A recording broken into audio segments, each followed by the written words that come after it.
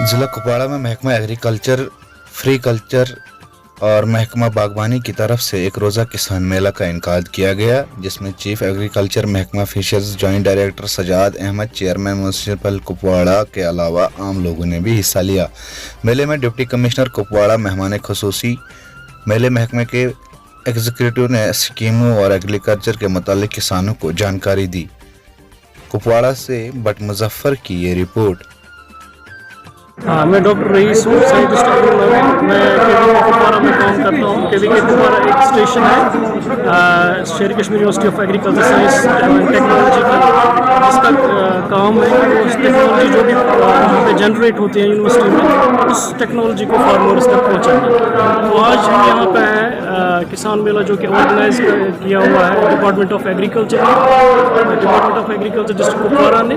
تو اس میں ہم پارٹیسپیٹ کر رہے ہیں۔ یہ ہمارا اسٹال ہے، یہاں پہ ہم بہت ساری ٹیکنالوجیز ڈیمانسٹریٹ کر رہے ہیں، اور جو بھی ورائٹیز یونیورسٹی نے پروڈیوس کی ہے ان کا ڈیمانسٹریشن یہاں پہ ہو رہا ہے۔ تو یہ ٹیکنالوجی، اس کا ڈیمانسٹریشن فارمرز کو کرنا ہے کہ تاکہ ان کو پتہ چلے کہ کون سی ورائٹی کس آلٹیٹیوڈ پہ لگانی ہے، کس کا کتنا پروڈکشن ہے، چاہے وہ شالی ہو، دھان جس کو ہم بولتے ہیں، یا پھر مکئی ہو، یا پھر راجماش ہو، یا پھر سبزیاں ہو۔